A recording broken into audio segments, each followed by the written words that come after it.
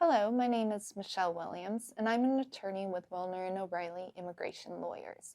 Our firm provides pro bono services for the Veterans Legal Institute, a nonprofit organization that offers pro bono legal services to at-risk, low-income, and disabled veterans. Today, I want to talk to you about how you can help your client obtain lawful permanent resident for their spouse, and which process is best for them and how to file the applications. However, I first want to add that this video is for general knowledge only and does not constitute legal advice.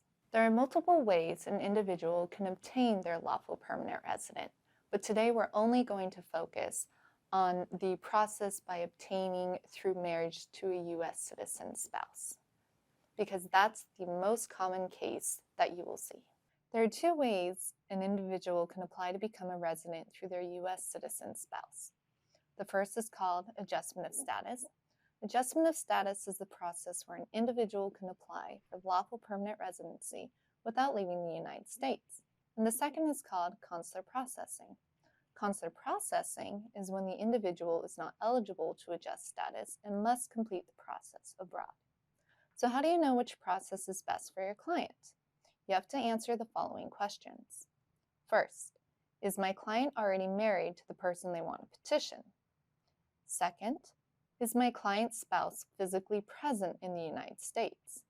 And third, is my client's spouse physically present in the United States pursuant to a lawful entry?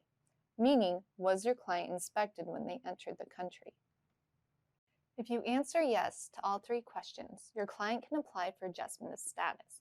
But if you answer no to either question, the individual will need to apply at the consulate in their home country.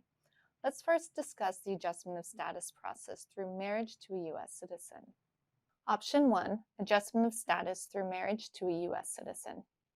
As mentioned previously, adjustment of status is the process in which an individual can become a lawful permanent resident, also known as a green card holder, without leaving the United States. To be eligible to adjust status, the client must meet the following requirements. They would have been inspected and are currently in the U.S. They have no disqualifying factors, such as criminal convictions or previous orders of removal, and that they have proof of a bona fide marriage.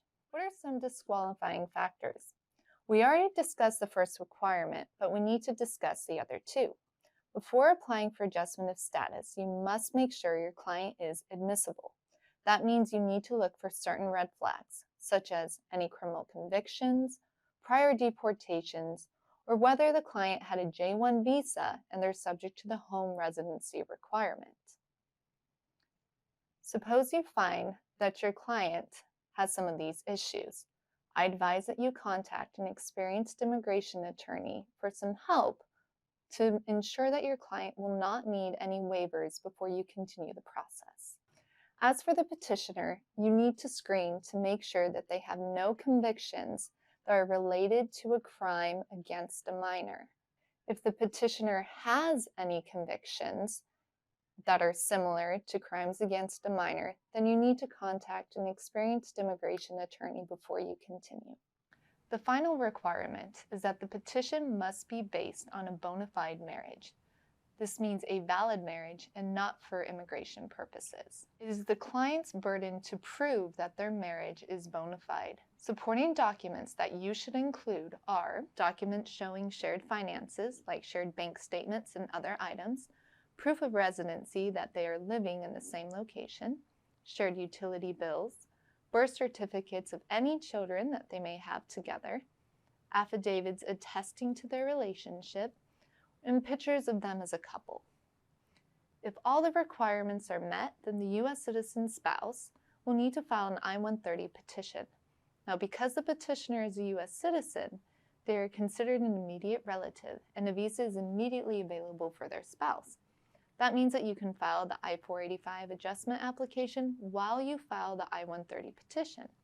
The forms that you will be submitting are G-28, Notice of Appearance, if you're putting your name as the attorney of record on the application, I-130 petition, the I-485 application for permanent residency, the I-130A, supplemental information on the beneficiary, I-131, travel document, this is optional, I-864, affidavit of support, I-765, if the client wants to work while their case is pending, and the I-693, which is the medical examination. Now this form has to be completed by a doctor. Be sure to read the instructions for each form carefully to see what information you need to include and what supporting documents you need to submit.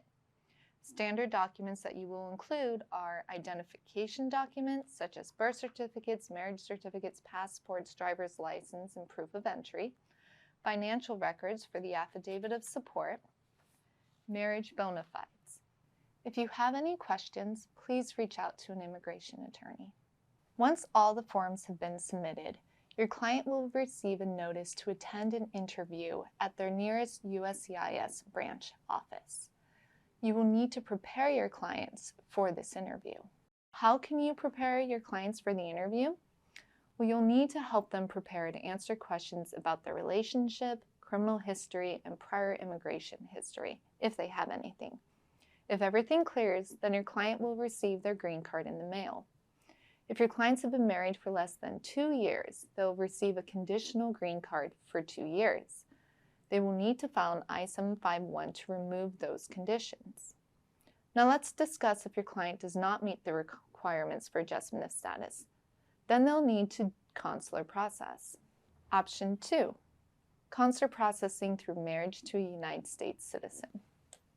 Consular processing is similar to adjustment of status. The only difference is that it has to be completed out of the States, and you have to file the I-130 and have it approved before your client can apply for a visa to become a permanent resident once they enter into the United States. Everything we discussed regarding disqualifying factors also applies in the consular setting. You need to screen for those red flags, especially if you have a client in the United States who did not come in lawfully and they'll need to leave to consular process. You want to ensure that you obtain any waivers before they depart so they are not subject to any bars and cannot apply for admission for 5 or 10 years. Once the I-130 is approved, you will receive a letter from the National Visa Center telling your client that they're now eligible to apply for their visa. You will need to follow the instructions on this letter carefully. The letter will request that you file DS-260 through their online portal. You will also need to submit additional supporting documents as we discussed in the adjustment of status process. Once everything is submitted, you will receive a notice that the consulate is ready to schedule your client's interview. Attorneys are not allowed to attend the interview at the consulate, and you will need to prepare your clients before they go to the interview. If all goes well, your client will receive their visa and be able to enter the United States. Once in the United States, they will receive their green card. Immigration law can be one of the most rewarding areas of practice, but if you run into any of the red flags that we discussed, please contact an immigration attorney. They'll be happy to help you.